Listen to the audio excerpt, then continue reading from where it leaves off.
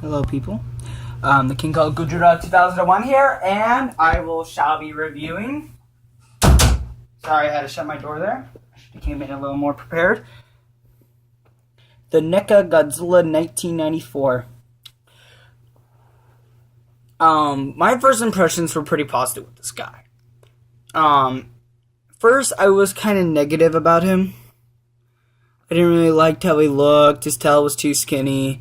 His head felt a little too, mushed. He doesn't have thunder thighs. And, that kind of got me a little mad about this. But,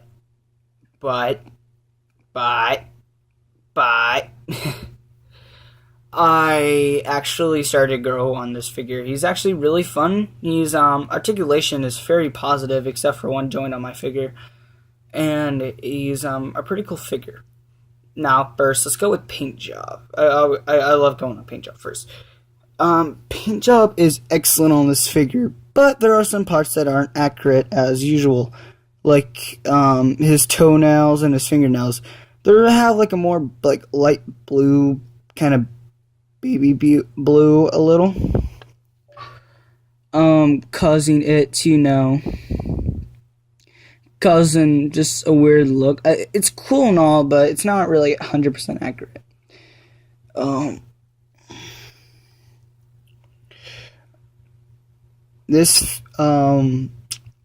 The nice. And actually, if you don't know, if you actually put this in a bright light, there are parts of this figure which is green. There's green highlights, and also there is some parts of the body that do have a tinge of a greenish looking look.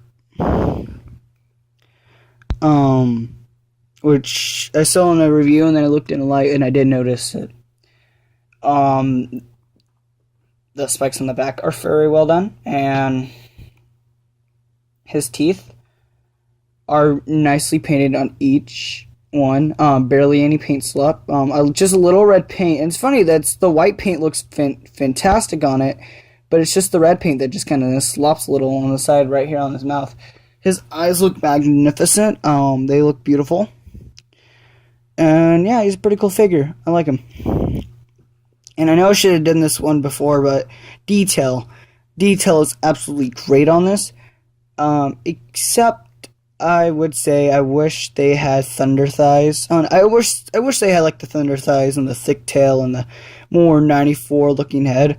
Otherwise, it does have the 94 feel, especially the dorsal plates, or dorsal fins, whatever way you call them, or his spikes, or his back, whatever way you want to say it.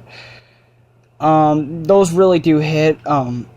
I think they're a pretty good size. Maybe make them a tidge bigger, but I think they're pretty good.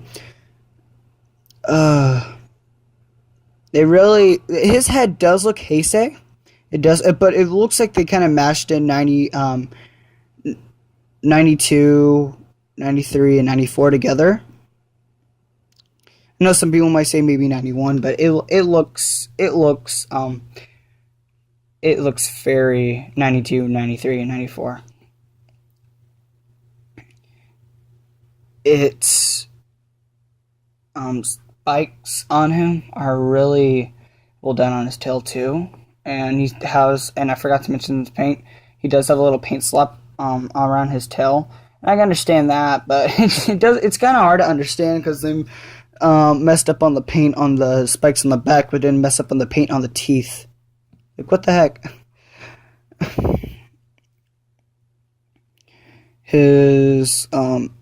Another problem I found with the maybe detail is his chest. It looks cool and all, but I wish they I wish the chest looks alright with like the kind of diamond plated skin. It looks alright. It looks a little like, kind of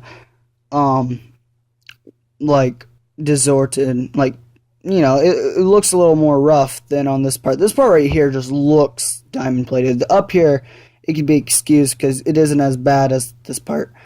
But it's a cool feature, but I still wish they went with more of the rough skin like they did with Godzilla 1984. The release, because the detail on that figure looks beautiful. Now let's go with the articulation. The head can do a... Oh, okay. Yeah, I need to bring two hands in this. The head can go 360 degrees. Its mouth can open up and down fairly well. A little hard at first, and my head was stiff until I heard a pop, and I was able to move it at 360 degrees. Same thing with the neck, and actually the neck does act as a sleeve, because when I saw a review and then I popped off its head and looked for itself, the neck is a sleeve, so that's a pretty cool, clever way to have 2 points of articulation. This part can move this way and in and out like that, which is really good range of motion. This part can move 360 degrees, and also a cool thing is that it has a joint where it can move up and down like that, so that's cool. And the arm is identical to that. It does 360 degrees and goes in and out, so that's cool. Its hand can do a 360 degrees, and the cool thing about this, which is something we've never seen before on an articulated figure, is that his hand can move with the joint, which that's pretty cool.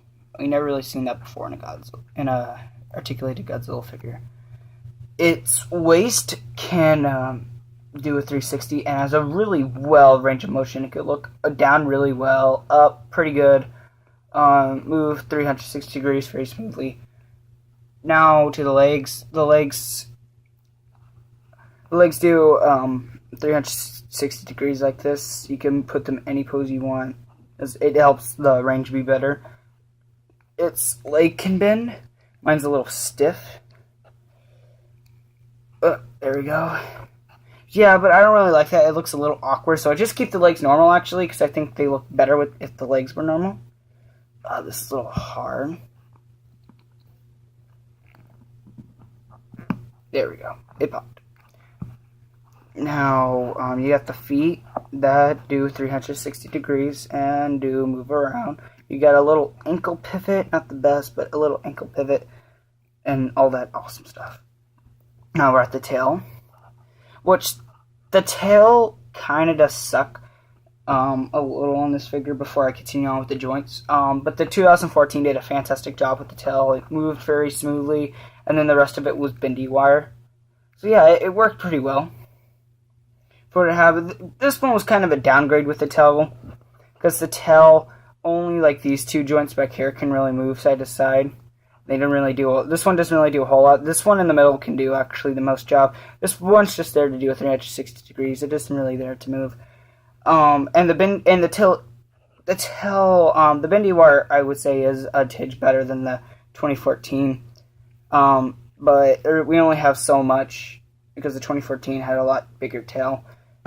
But I wish they could just articulate a little bit more of the tail and then leave the rest as a bendy wire, because this is a thicker. Well, actually, the 2014 has a thicker tail, but around the end of it, it has more thicker. Because at the end of the 2014 tail, I'll bring it back out, just gets thinner and thinner until it goes to this little point. It doesn't do this with this figure. It just goes out, and then it stops with a little nub. So they could put a bendy wire like up here, but they didn't. And the joint I was talking about that was stiff was the knee joint right here. I cannot bend this at all. It is so. I put pressure on it. I do all I can. I might have to see what I could do with a with the blow dryer, see if it could do, but I'm trying to get that. I think if it still doesn't work, I should stop messing with it, because it could break the figure. But I'm just going to see if I could try to get it to work. So, and now we're doing size comparison. So, like we've seen several times in this video, the NECA Godzilla 2014, let me just fix its legs a little. Okay, let's do, I know some people might call this cheating. It isn't, because the figure can go taller than the height you usually see it as. It's kind of hard, though. It's going to bend the knees a little. So size comparisons. 94 does stand a tinge taller than 2014, which is pretty cool. Next up, we got 2004. one of my faves out of my collection. We got 1954, so we can compare the original with 94, which are, these two are both not the most accurate figures to the designs, because when you look at this and compare it to 54, it's not 100% accurate to what you see in the film. Yeah, it has the face, it has the feet, it has the spikes, and it has the skin texture whatsoever. But it seems a little big. I understand 54 was a little big, and in between the original Bandai creations, or the Bandai Japan, and between the new modern Bandai creations, we could have got the perfect 54 figure. But right now, well, we do got a perfect 54 figure, but that's from X Plus. But soon, NECA will come out with a pretty great, good-looking 54 figure in 2015.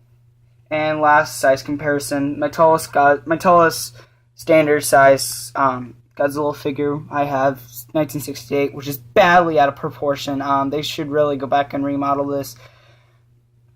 So yeah, that's it, guys. Thank you guys for watching. This was my review of Godzilla 1994. I will give him a 7 out of 10.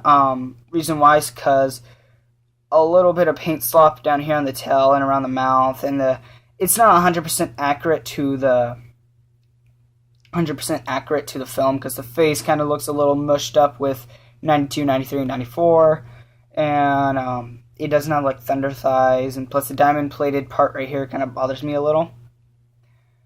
And the tail the tail should be bigger and thicker, and the kind of articulation of the tail isn't 100%. I'm not going to complain about my joint, because that's only me. Several people have also had complaints, but that's on my figure. I won't give it points lesser. I won't give bad points for that, because that is just me, isn't anything else. So I'm not going to give it bad. So thank you guys for watching. This is my review for it. I do recommend to get this. It probably is most likely at your local Toys R Us. That's where I found mine. And thanks guys for watching, and I'll see you next time. Bye.